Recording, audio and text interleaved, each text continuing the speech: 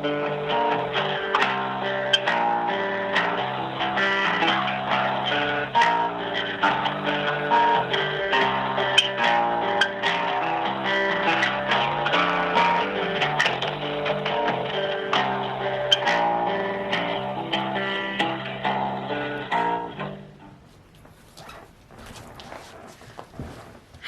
Crime Grapevine fans, did you like my new intro music? Have a little intro music. Okay, so today is September 2nd. We're in September. Yesterday, so if today was the 2nd, I know it's going to be surprising that yesterday was September 1st, which was meteorological, I almost had it, fall. So I love fall.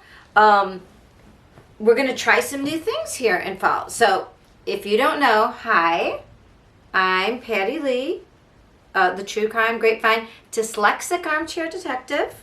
If you're new to the channel, what I do is I obsessively watch all other YouTube true crime channels. I watch news. I watch Twitter. What I try to do is squeeze all my good sources on the grapevine to give you a lovely elixir of what everybody's talking about in true crime each week, so that I watch all the YouTubes and media so that you don't have to. Of course, I'm gonna, give you my opinion on it, but I also like to give you all the sources so that you can go check out the primary sources and decide for yourself. What I do is I start out, I'm going to tell you all my cases. We're going to unpack our cases. Yeah, that's right, unpack, as in, you can't see, oh look. Yeah, we're going to unpack them from my little old-fashioned valise here, and as we unpack it, I will let you know what we're going to talk about. So we have 10 cases because it's been crazy with the start of school, and usually prior to this in other weeks, this is our 27th episode, my 27th week, I have covered each case with a beverage. I had a pairing because it's the grapevine. So I'm going to continue to pair episodes, but I'm probably going to pair it like around, and I'm just going to drink one drink because it is getting, it's very difficult to drink 8 different drinks, red, whites, some fizzy, asti drinks. It made me a little ill, and it stopped me from updating quickly. So this is one of my favorites. If you've watched before, I've used Smirnoff Ice. It's the red, white, and berry, and I love it because it is sweet. And it's Labor Day weekend. I'm wearing my patriotic clothes. I'm drinking my patriotic drink, so crack one open. Alcoholic or not, whatever you have, let's drink to keeping this republic, right? As Benjamin Franklin, right, said, what is this? Gosh, I can't even remember which founding father. Somebody asked, what is it? And one of the founding fathers said, well, it's a republic if we can keep it. And that has never been more true. Wow, that was a long draw.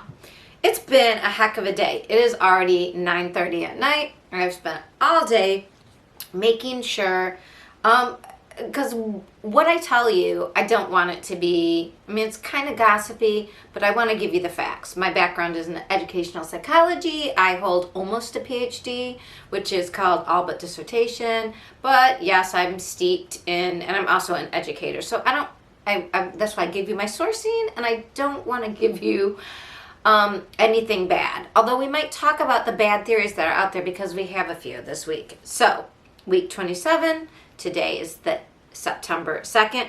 This episode, like I said, I was taking so long getting all my drinks ready and everything with school starting for my children that, anyways, it's going to cover the last time I reviewed, which was about August 24th. So about August 25th through September 2nd, today, is what this week is in review. So sit back, enjoy. I have been doing these long form after the week is sort of into the week, and then I'm uploading just the case by case. Let me know in the comments below, please, if you like having the individual cases first to go through, or if you'd rather have the whole, full episode. Like I use YouTube a lot for walking the dog, cleaning the house, weeding the garden. Yes, am I basic? Kind of a basic old suburban white lady, right? By what I'm saying, when I'm knitting.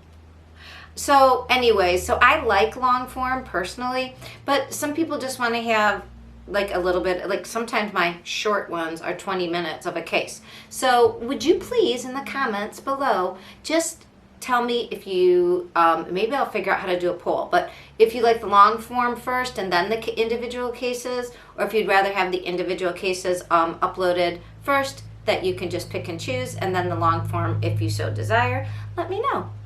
I aim to please. Okay, week 27, we have, I've also, because it's September and school is starting, I've always kind of been doing this, but I'm organizing our cases by crime, caught, like when they're hooked and booked, court, and then conviction, because those are our 4 main phases. So I'm gonna put the cases in that kind of order, and usually newest to old within that. And sometimes I give them a category, like over my dead body, which is more than a lot of them when it's based in someone who's a little obsessive about love or that type of situation. And we have celebrity cases, as you know, and other cases. So we start out with the missing mom case of Jill Sidebottom and her baby Lydia Hansen, who is 2. This is like a new crime case, and our other new crime cases involve the cases of Adventures with Purpose. We're going to be discussing what we know about the Jolisa Flores case in Selma, California, and Kylie Rodney's. We have some resolution, but not completely. So there's still a lot of chitter chatter. There's still, we're going to respectfully talk about what other people are talking, and we're going to set some rumors straight. All right. That's our second case. Our third case is, now we're into our caught category. We have a long time fugitive who was caught. He was on the 15 most wanted U.S. Marshals list. Mr. R.J. McLeod, come on down back to the U.S. That's right. He is allegedly the murderer of Crystal Mitchell way back in 2016. So we're going to discuss his case. We have an update on the Uvalde shooting. Some of the main individuals involved have been caught and fired. We're going to be discussing in this caught, this is like a caught moving into the court area type of case, is Montgomery cases. Now, why am I saying Montgomery cases? Well, it's about Adam Montgomery, Harmony Montgomery's father. Who knew?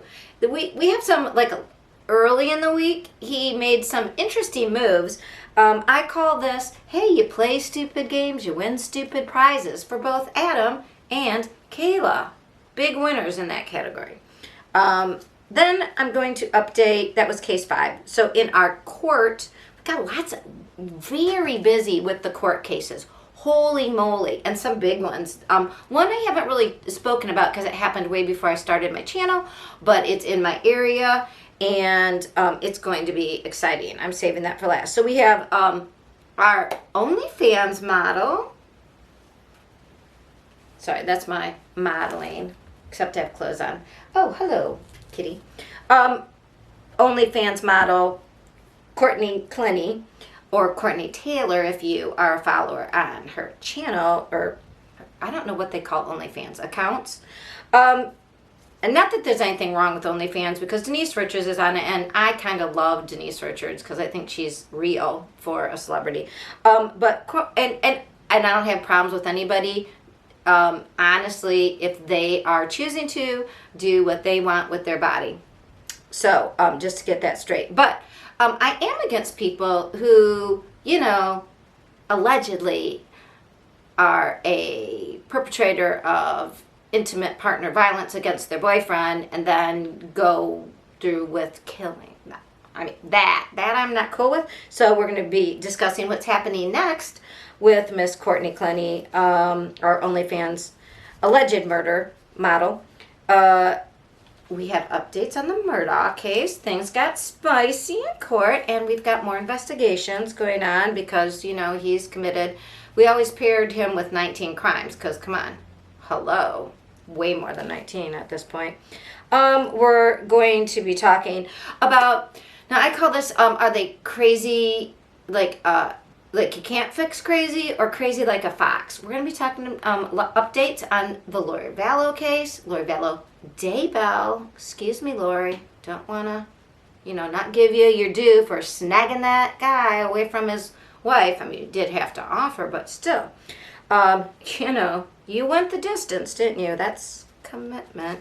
Speaking of commitment, and then we're going to talk about Letitia Stout, Gannon Stout's mom, stepmom, and not much of one, like an evil stepmother, in my opinion, just my opinion, allegedly. And after that, we will be talking about the Pike County Massacre. Pike County is a county in central southern Ohio. And whoa, you may have heard about this case by now because it's getting in the news. But this has been a big case in the Great Lakes area for a long time. In Ohio, Kentucky, Michigan, we've been following this because it was insane. So those are the cases we're going to be talking about this week. So that's my introduction. That's my little preview. I call myself the dyslexic detective because you'll know my words will get a little tied up. But yeah, stick around. It would really help my channel. Not that you have to, but, you know, give it a thumbs up. Do the YouTube-y things. Become a subscriber if you want.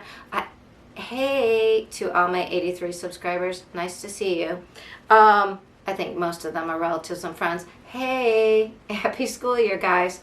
And happy September. All right. So I'm just going to take a little break, and then we're going to start in with our cases. Our first case comes to us from the great state of Maine. I love Maine. Speaking of Labor Day weekend, again, cheers to all you laborers out there, and I always think of it just as a patriotic, you know, American holiday. It's the end of summer. Here's to us. So the great state of Maine. It is the state of Stephen King. It is where Casco Bay and Old Port are located in Portland, Maine, the other Portland. And LL Bean is just up the road, the LL Bean factory. So it's a great state. It's beautiful. It's known for camping, which comes up in our story. So I was listening because of the Rodney case, actually. I spent a lot of time watching, I usually do anyways, Mel on the Twitter.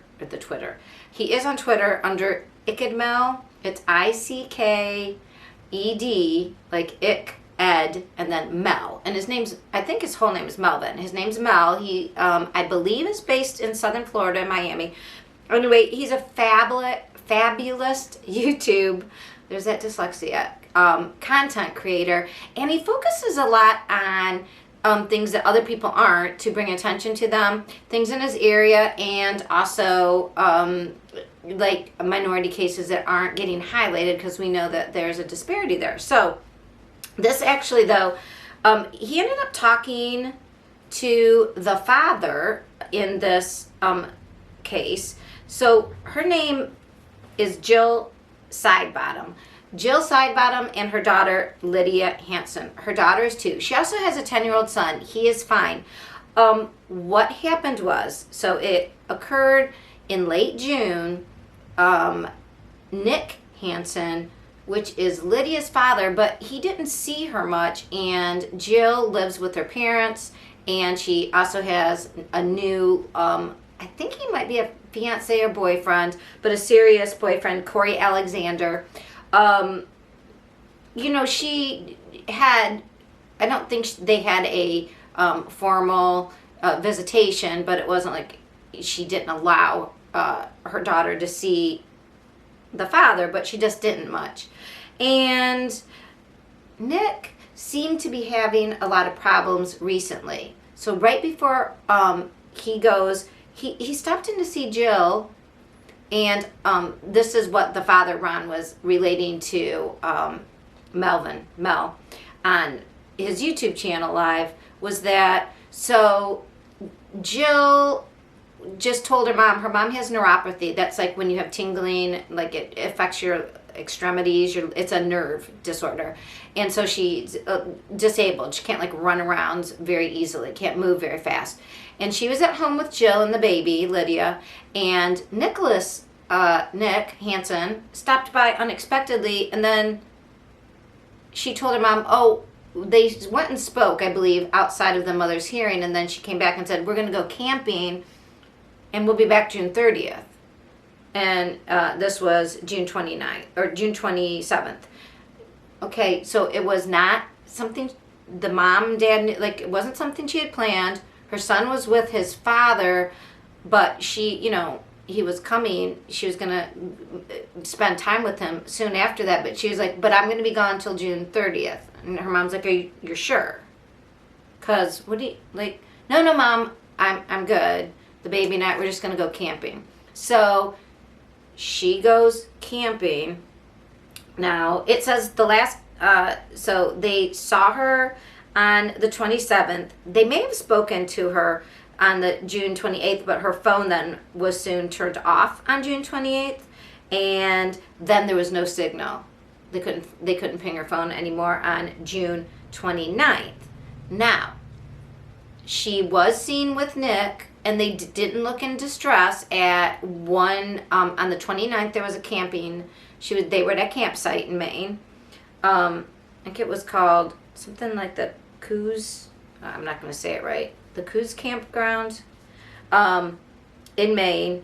I believe, was it Phillips, Maine? And then they were seen at Mexico, Maine, which is interesting that the town was called Mexico, Maine, which was close to this campground that they were seen at on that surveillance. They were seen on July 2nd at a Walmart nearby, like within 15 miles, I believe. And not anything since. And so initially, especially if you go digging through, what's on the like newspaper articles and stuff, it's like July 8th, so she was supposed to come back the 30th. July 8th, they start writing articles about this woman is missing. By July 11th, more articles. Okay, then articles on the 19th of July. So again, as you can see, now it is September 2nd. So all of July, all of August, nobody's heard from her. Are they camping? Is that how they're staying under the radar? Did Nicholas do something? So I was telling you right before, the dad, or I guess the sister was interviewed. And the sister said, well, he was upset because he had just lost custody of his other two kids. And then he told his boss he quit his job. Okay, and then he goes over. And then the dad was telling Mel that, well, they did have a history of a little, he did knock her around a little bit. Yeah, she, I believe, had a black eye once or something. It wasn't really, I don't want to, anybody hits you ever, please get out, because it will get worse. So I don't want to downplay it, but the father was reticent to say how bad this was, but it sounded like that Nick isn't in control all the time, and his sister made it sound like maybe, I don't know, substances, alcohol, anger. So the fact that it appears to me, now nobody has said this officially, but it looks like he forced her, and maybe threatened the mom, somehow forced her out of the house with the daughter. I think he kidnapped them both, abducted, personally. And Lydia is just 2. So if he hurts the mom, what about the baby? And the sister kind of said something about she's worried about Lydia being alone. So I